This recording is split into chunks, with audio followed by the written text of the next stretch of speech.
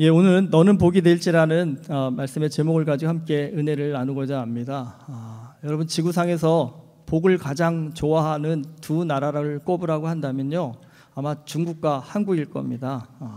중국 가보신 분들은 알겠지만 중국 어디를 가도요 복이라는 글자를 쉽게 볼 수 있습니다.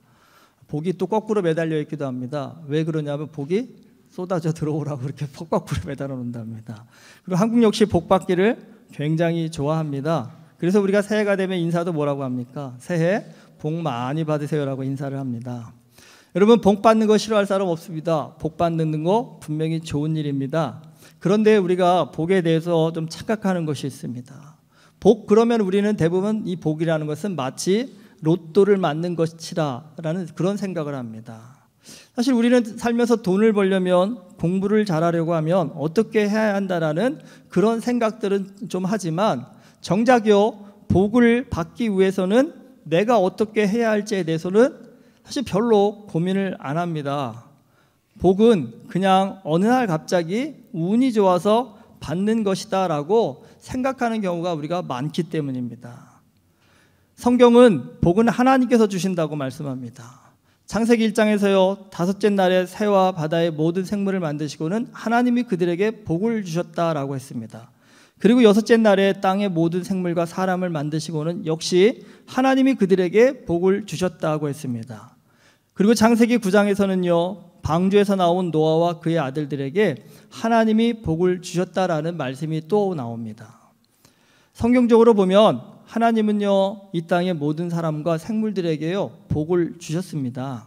그러니까 여러분, 우리는요 이미요 복받은 존재라는 것이 성경적인 가치입니다. 문제는 뭐냐면 여러분, 주신 복을요 누리느냐 누리지 못하느냐라는 겁니다. 사실 우리가 복받기를 원합니다라는 것은 성경적이지 않습니다. 하나님은 이미 복을 주셨기 때문입니다.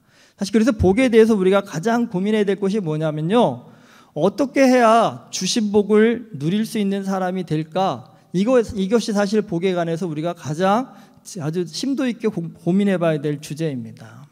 근데 여러분, 이 질문에 가장 확실한 답을 주는 사람이 오늘 말씀에 등장합니다. 바로 아브라함입니다. 이 아브라함은요 셈의 후손으로 갈대아 우르에서 살았습니다. 아브라함이 살던 시대는요 대략 BC 3000년경으로 추정하고 있습니다. 근데 여러분, 세계사 공부해 보실 때 아시겠지만 대부분 세계사 책에서요 최초의 인류 문명이 언제냐고 하면 BC 3500년경에 수메르인들에 의해서 시작되었다라고 그렇게 보고 있습니다. 근데 이 수메르 문명이 시작된 곳이 어디냐면 메소포타미아 지역입니다. 아브라함은요 이 최초의 문명이 시작된 그 시기에 살았던 사람입니다. 그리고 아브라함이 살던 곳은요 갈대아 우르인데 이곳이 바로 수메르 문명이 시작된 핵심 지역이라는 사실입니다. 그러니까 여러분, 이렇게 따져보면 아브라함은요 당시로서는 가장 문명이 발달된 도시에 살고 있었던 겁니다. 그런데 무슨 이유에서인지 아브라함의 아버지 데라는 그의 가족을 데리고 하란으로 이민을 갑니다. 그리고는 그곳에서 죽습니다. 근데 이때 여호와께서 아브라함에게 말씀하십니다. 너의 고향과 친척과 아버지의 집을 떠나 내가 내게 보여줄 땅으로 가라. 그곳이 어디냐면 가나안이었습니다. 여러분, 가나안은 이 당시에 아브라함이 살던 갈대아 우르에 비하면요 정말 오지 중에 오지였습니다. 그러니까 이 말씀을 오늘날로 적용해 보면 미국 뉴욕에 잘 살고 있던 사람한테 아프리카 오지로 가라는 것입니다. 여러분, 보통 사람이라면 이런 말을 듣고 나면 무슨 생각을 할까요? 나는 이제 망했다라고 생각할 겁니다. 그런데 여호와께서는 아브라함에게요 너는 그곳에서 큰 민족을 이루고 내게 복을 주어 내 이름을 창대하게 하리니 너는 복이 될지라 라고 그렇게 축복하십니다. 그러니까 단순히 복 받는 인생이 아니라요 아브라함 자체가 복이 되어서 아브라함으로 인해서 많은 사람이 복을 받게 된다는 겁니다. 여러분, 내가 복 받는 것을 넘어서서 나로 인해서 다른 사람까지 복을 받게 된다는 것, 이것만큼 큰 축복이 어딜 수 있을까요? 오늘 말씀 4절에 보면 아브라함이요 여호와의 이 말씀을 듣고 따라갑니다. 여러분, 물은요 아래에서 위로 흐르지 않고요 위에서 아래로 흐릅니다. 물론 억지로 아래에서 위로 흘러가게 할 수 있습니다. 근데 그런 물은 큰 강을 이룰 수 없습니다. 물은요, 위에서 아래로 흘러가야 작은 물이 강이 되고요, 또 바다가 됩니다. 근데 여러분, 여호와께서 말씀하시는 이 복도요, 물처럼 흘러가야 합니다. 그런데 우리는 복하면 대부분 여러분 아래로 흘러가는 것을 생각하기보다는 위로 올라가는 것이 복이라고 생각을 합니다. 여러분, 하나님의 복을 받았습니다. 어떤 사람이요? 그렇다면 그 사람은요, 이 아프리카 오지에서 문명이 발달된 도시로 가서 성공하는 사람이 하나님의 복을 받은 사람일까요? 아니면 문명이 발달된 도시에서 오지로 가는 사람이 하나님의 복을 받은 사람일까요? 세상적인 관점에서 본다면 분명히요, 오지에서 문명이 발달된 도시로 가서 성공해야 복 받은 사람이라고 생각합니다. 그럼 우리는 흔히 복 받았다고 한다면 낮은 곳에서 높은 곳으로 올라가는 것이지요, 높은 곳에서 낮은 곳으로 내려오는 것이 복이라는 생각을 잘 하지 않습니다. 근데 여러분, 오늘 말씀을 잘 보시면 아브라함에게 복을 주시면서 여호와께서는 아브라함에게요, 높은 곳에서 낮은 곳으로 내려가라고 하십니다. 성경에 나오는 아브라함을 좀 여러분 유심히 살펴보면 굉장히 큰 특징이며 장점이 있습니다.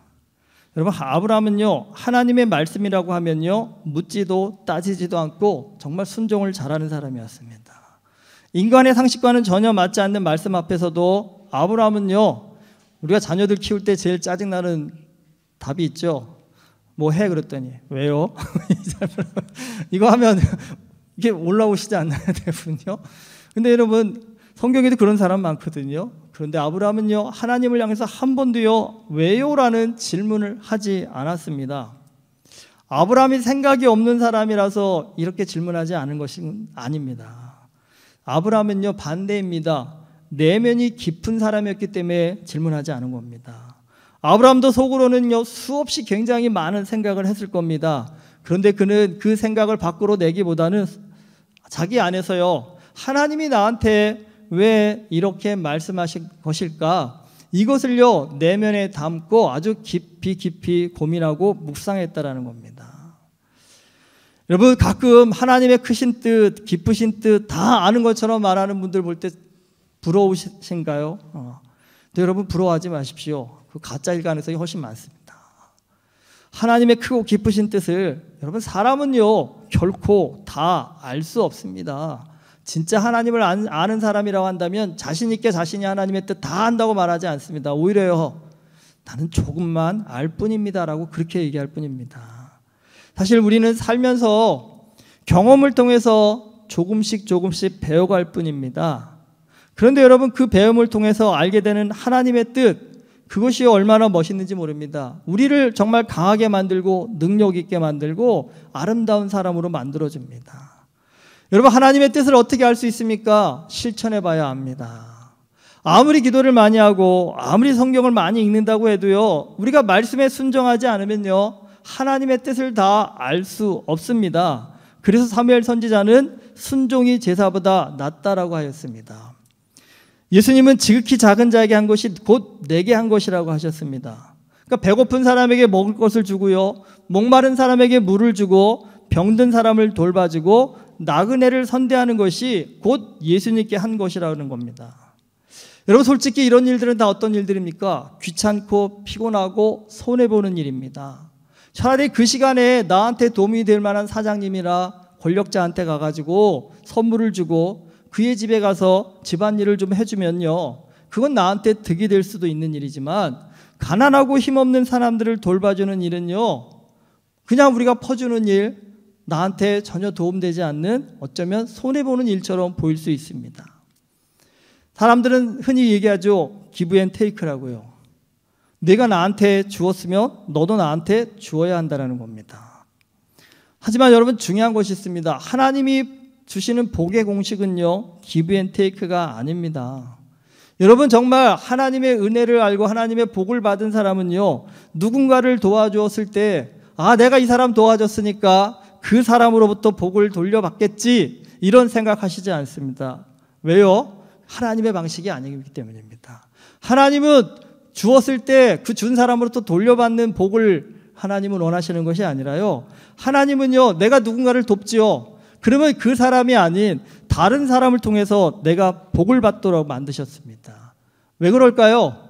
여러분, 그렇게 되면 어떻게 될까요? 복이요, 돌고 돌게 되어 있기 때문입니다. 주고받으면 두 사람 사이에 끝나지만 여러분, 제3자가 나에게 복을 주었다 한다면 나는 또 어떻습니까? 또 다른 사람한테 복을 흘려보내는 것이고요. 그렇게 되면요, 믿는 자들의 그 삶을 통해서 이 세상이 하나님의 복으로 넘쳐나는 것입니다. 여러분, 아브라함이 욕심이 가득한 사람이었다고 한다면 그는 결코요 고향 친척 아버지의 집을 떠나지 못했을 겁니다. 그가 살던 곳은요, 그 시대에 가장 살기 좋은 편리한 곳이었기 때문입니다. 그리고 무엇보다 중요한 건 여러분, 이 시대는요 부족 국가 시대였습니다. 나의 친척과 가족이 내 생명과 안전을 지켜줄 수 있는 가장 확실하면서도 유일한 방패였습니다. 여러분, 그런 안전장치를 다 버리고 오지로 간다라는 것, 여러분, 그 목숨을 걸어야 할 만큼 위험한 일입니다. 정말 사서 고생하는 것입니다. 솔직한 심정으로 아브라함이 세상적인 사람이었다 한다면 하나님, 이게 무슨 복입니까? 라고 따질 만도 합니다. 그런데 아브라함은 따지지 않았습니다. 순종했습니다. 여러분, 그 순종을 통해서 아브라함이 무엇을 배웠을까요? 아브라함은 진정한 복이 무엇인지를 배우게 됩니다. 여러분, 그 순종을 통해서 아브라함이 배웠던 가장 큰 은혜가 무엇일까요? 하나님이 어떤 분인지를 알게 되었다는 겁니다. 내가 보기에는 이건 망하는 길인데, 내가 보기에는 이건 안 되는 길인데, 여러분, 하나님이 약속하셔서 망하고 안 되는 그 길을 갔는데 자신이 상상할 수 없는 복을 거기서 받게 되었다는 겁니다. 여러분, 이러한 믿음으로 순종해서 받는 복을 경험하게 된다면 그 사람은 뭘 배우는 겁니까? 믿음이 뭔지를 배우게 됩니다. 믿음으로 산다는 게 어떤 것인지를 배우게 된다는 겁니다. 사실 이걸 배우려면 과정이 어렵습니다. 그런데 과정은 비록 어렵지만 이 어려운 과정을 통해서요, 아브라함은요 이제요 그 어떤 것에도 흔들리지 않는 담대한 믿음의 사람이 되어버립니다. 여러분, 아브라함을 놓고 묵상하실 때 저는 가장 부러운 것이 뭐냐면 감정의 요동침이 없습니다. 우리는 살면서 얼마나 감정이 요동이십니까? 슬프기도 하고 좋았다가도 하고 억울해하기도 하고 뭐 흥분하기도 하면서 이 마음이 요동을 칠 때가 너무나 많은데, 문제는 여러분, 요동치면 누가 제일 힘드세요? 내가 제일 힘들지 않습니까? 근데 아브라함은요 살면서 한 번도 그 감동의 요동침이 없다라는 겁니다. 근데 여러분, 살면서 이 감정의 폭이 큰 사람과 옆에 사는 것과 감정의 기복이 없는 사람을 옆에 두고 사는 것, 여러분 느껴보시면 어떤 선택을 하고 싶으십니까? 특별히 집에서 같이 사는 사람이 어떤 사람이면 좋으시겠어요? 여러분, 어떤 상황과 사람에게도 흔들리지 않고요 마음의 평안과 기쁨과 감사를 가질 수 있다고 한다면 여러분, 그거 살면서 그거만큼 큰 복이 또 있을까요? 그리고 무엇보다 여러분, 이런 사람이 내 옆에 있다고 한다면요, 사실 그 자체로 복이 되는 인생이 되는 겁니다.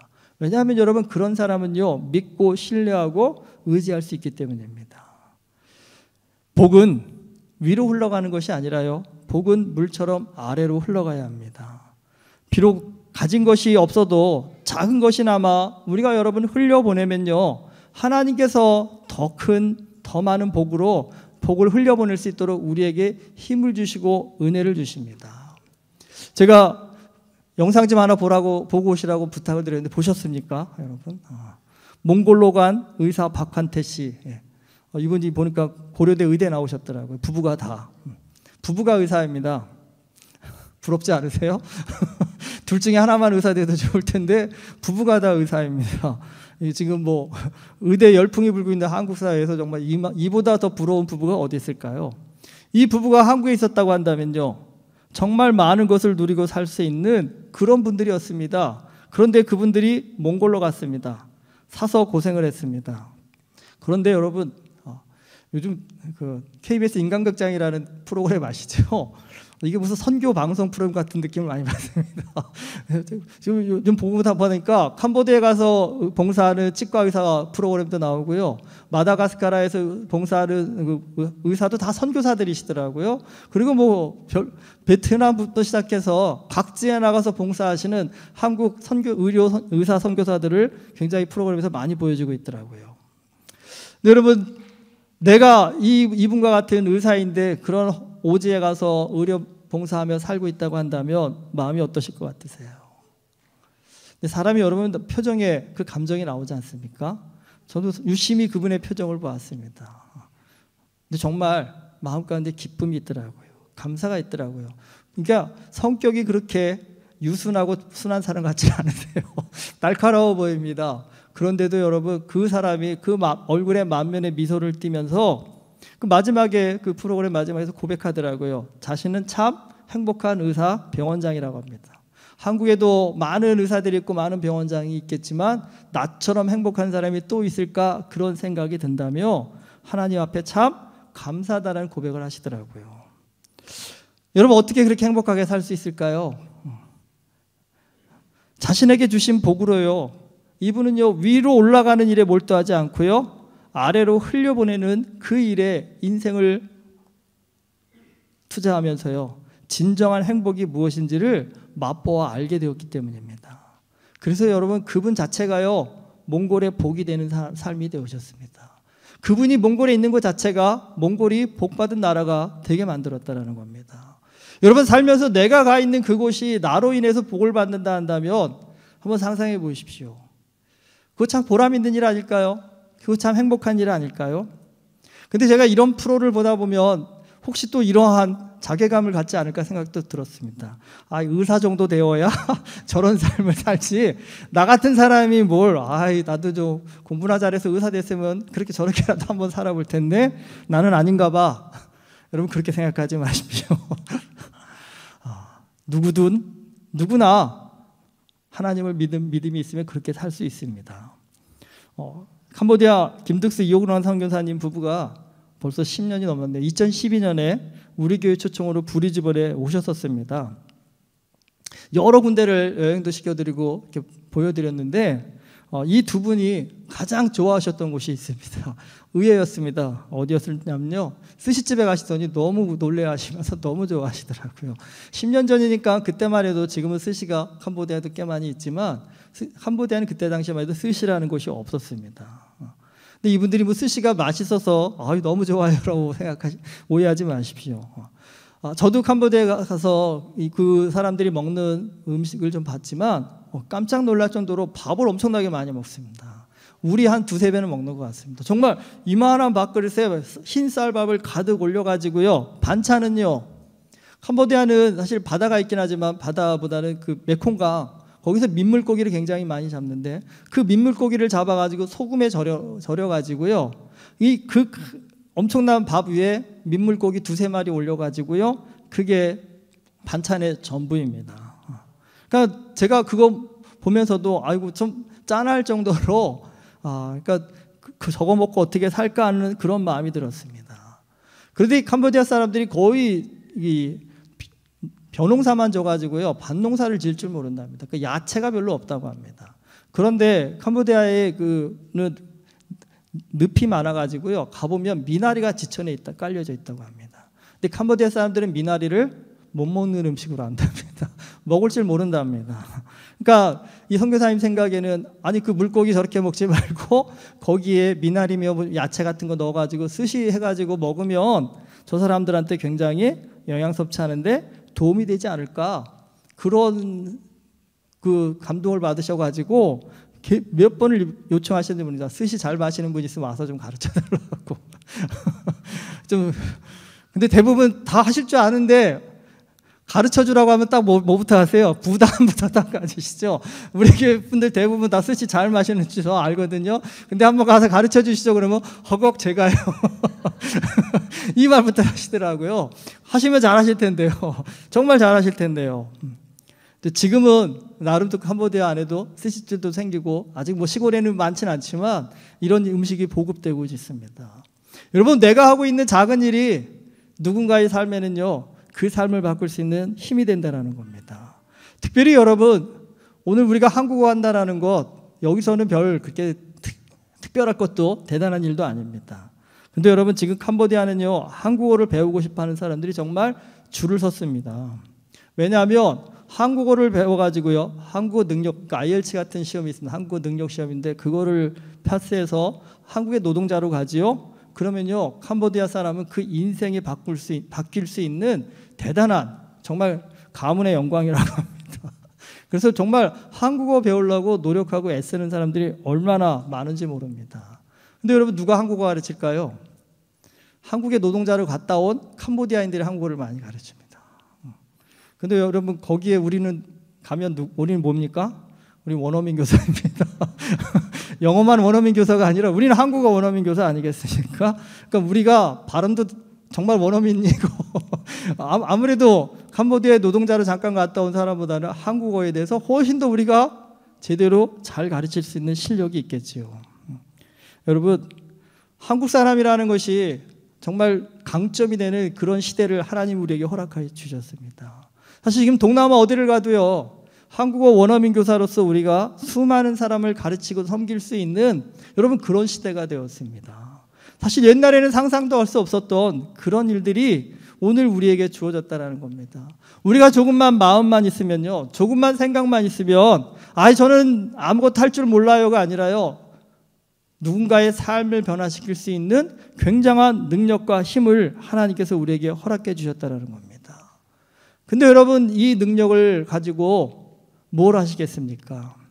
어떻게든지 좀 위로 올라가려고 발버둥 치고 애쓰며 사시겠습니까? 아니면 좀 더 많은 사람들의 선한 영향력을 끼치는 흘려보내는 일을 하시겠습니까? 하나님은 아브라함에게 복을 주시기 위해서 뭐라고 하셨습니까?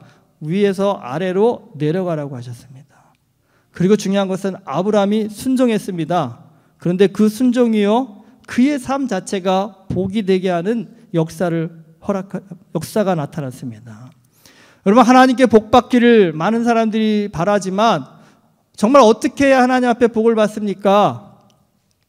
많은 분들이 금식 기도하고 정말 철야기도 하고 예배 빠지지 않고 매일매일 말씀 읽고, 여러분 그것도 정말 중요합니다. 그런데 여러분, 그 기도와 말씀을 통해서 해야 할 중요한 우리의 실천이 있습니다. 그것이 뭐냐면 나눔과 섬김입니다. 여러분, 나눌수록 섬길수록 하나님은 우리에게 더 큰 복을 주십니다. 여러분, 오늘 내가 할 수 있는 나눔, 섬김이 무엇이 있을지를 한번 좀 둘러보십시오. 여러분, 교회에서도 손님처럼 그냥 왔다만 가시는 분도 계시겠지만 일찍 와가지고요, 지난주에 캄보디아 선교사님 보는 영상을 보니까 뚜월교회에 주일마다 어린아이 2명이 와가지고요, 교회 의자 세팅을 하더라고요. 기특하더라고요. 걔네 집사님 아닙니다. 장로님 아니고 권사님도 아닙니다. 어린아이 2명입니다. 김등성 교사님이 솔직히 바티에이 대학에도 교회가 있기 때문에 주일날에는 바티에이로 가려고 하다가 그 아이들이요, 예배 시작 한 2시간 전에 와가지고 의자 세팅해놓고 거기 앉아있는 모습을 보면서 차마 바티에이를 못 가겠더랍니다. 뚜월에서 예배 드리겠다고 해가지고요, 지금 그 아이들 때문에 뚜월에 자기가 발목이 잡혔다고 얘기하시더라고요. 근데 여러분, 그 영상을 보는데 참 기특하더라고요. 여러분, 좀 교회, 우리 다 연세들이 있으신데 교회 마치고 나셔서 좀 교회 가실 때 그냥 가시지 말고 한번 뭐 하나라도 좀 내가 좀 도울 일이 없을까 한번 좀 둘러보고 가시는 마음 가지신다면요, 여러분, 목사는 그분에게 복을 주실 수 없지만 하나님은요, 그 영혼에게 복 주시지 않을까요? 교회 와서 그냥 나도 외로워 하며 그냥 입 닫고 계신 것이 아니라 주변을 둘러보며 누가 좀 외로운 사람인 것 같은데, 누가 오늘 마음이 힘든 것 같은데 따뜻한 인사라도 한번 건네봐야겠지. 여러분, 이 마음 한번 가지신다 한다면요, 교회 맨날 청소기 돌리는데 내가 매주는 못하더라도 어쩌다 한 번이라도 내가 청소기라도 좀 돌리고 가야 되겠다. 쓰레기통에 쓰레기는 또 누가 비우는지 한 번쯤은 둘러보시면서 쓰레기통도 어쩌다 한 번쯤은 비울 수 있는 그 마음. 근데 여러분, 중요한 거 있습니다. 그런 거 하시면서 왜 나만 해야 돼? 죄송한데 이러면 하지 마십시오. 안 하시는 게 낫습니다. 그러면 받을 법도 못 받습니다. 그런데 여러분, 그런 일을 하면서도 얼굴에 미소를 지으시면서 내가 한 번 더 섬겨야지, 하나님 섬길 수 있는 건강한 팔다리 주셔서 감사합니다라는 여러분 그 마음을 가지시고 누구도 신경 쓰지 않는 그 하찮은 일을 마음을 담아 진심을 담아 하신다면요, 여러분, 하나님이 그 인생을 볼 때, 그 삶을 볼 때 얼마나 예쁘실까요? 여러분, 하나님이 예쁜 사람한테 복 주십니다. 이건 차별이 아닙니다. 하나님은요, 왜 예쁜 사람한테 복을 주시냐면 예쁜 사람이 복을 받아야 그 복 때문에 더 큰 인생을 살 수 있기 때문입니다. 미운 사람이 복 받으면요, 미운 사람은 그 복 가지고요 지지고 볶다가 더 미운 인생 살게 되기 때문에 여러분 복을 못 받는 겁니다. 여러분, 하나님 앞에 복 받기 위해서 중요한 것이 그릇이라고 하지 않습니까? 하나님은 우리에게 복 주기를 원하시는 분이라고 하셨지 않습니까? 근데 복 받을 그 마음의 그릇이 준비되어 있느냐 안 되었느냐, 그것이 우리 인생이 복 받는 인생이냐 복 받지 못하는 인생이냐를 결정한다라는 겁니다. 근데 여러분, 복 받는 마음의 그릇 어떻게 준비해야 될지요? 한번 조금만 깊이 생각해 보신다면 어떻게 마음을 써야 하는지, 어떻게 섬기고 나누는 삶을 살아야 될지에 대해서 여러분, 우리의 태도와 자세를 하나님 앞에 한번 점검해 보시고 바르게 세우신다 한다면요, 여러분, 우리가 인생을 살면서 그토록 갈망하는 그 복을요, 하나님이요 쌓을 것이 없도록 넘치게 우리 인생 가운데 부어주실 줄 믿습니다. 여러분, 복을 흘려보내는 사람이 복을 받습니다. 하나님은 아브라함에게 복을 흘려보내는 사람이 되라고 그를 부르셨습니다. 아브라함만 그렇게 부르셨을까요? 아니요. 오늘 우리도, 나도 하나님께서 복을 흘려보내는 사람이 되라고 오늘 이 자리에, 이곳에 우리를 부르셨습니다. 여러분, 받은 복을 얼마나 더 높이 쌓을까, 여기에 몰두하는 사람은 결국은요 그 복을 쌓다가 무너져 내립니다. 하지만 받은 복을 흘려보내는 일에 마음을 크게 쓰는 사람은 하나님께서 그 마음을 강처럼 만드시고 바다처럼 만드셔가지고요 어떤 것도 수용하고 어떤 것도 포용할 수 있는 큰 능력, 큰 힘의 사람으로 우리를 만들어 주십니다. 여러분, 그게 인생의 가장 큰 복입니다. 살면서 비교하고 시기하여서 고통받는 인생이 아니라 누군가를 사랑하고 섬기고 아껴주면서 내 마음 가운데 주께서 주시는 은혜와 감동이 넘치는 삶을 살 수 있는 삶, 그것이 가장 복되고 행복한 하나님이 주시는 축복의 삶인 줄 믿습니다. 여러분, 그 일을 위해서 우리 캄보디아 선교팀이 갑니다. 짧은 시간이지만 여러분 많이 좀 기도해 주시고, 하나님 은혜교회가 이렇게 흘려보내는 일에 더 많이 쓰임받는 그런 복된 교회 될 수 있게 해달라고, 그리고 그 흘려보내는 그 일에 저도 조금이나마 동참할 수 있는 그런 믿음의 마음 달라고 이번 한 주간 캄보디아 선교팀과 또 은혜교회에 또 복을 흘려보내는 그 삶을 위해서 여러분 함께 기도해 주실 수 있기를 주님의 이름으로 축복하고 부탁드리겠습니다. 기도하시겠습니다. 하나님께서는 우리에게 이미 복을 주셨습니다. 그 받은 복을 흘려보낼 때 더 큰 복을 주시겠다고 약속하셨는데, 아버지 하나님, 우리가 어리석어서 받은 복을 쌓아놓기에 정신없다가 결국은 그 받은 복도 누리지 못하고 무너져 내리는 어리석은 삶을 살 때가 참 많음을 고백합니다. 주님, 우리의 마음 가운데 아브라함처럼 높은 곳을 지향하는 것이 아니라 하나님이 원하시는 낮은 곳을 향해 나아갈 수 있는 믿음을 허락하여 주시옵시고, 그곳에 주 예수 그리스도의 은혜와 사랑을 흘려보낼 줄 아는 거룩한 하나님의 백성 되게 하여 주시옵시사, 우리의 삶이 예수 그리스도 안에서 더 풍성하고 더 아름답고 더 능력 있는 삶이 되어질 수 있도록 하나님 우리의 가운데 성령의 능력 더하여 주시옵소서. 예수 그리스도 이름으로 기도드립니다. 아멘.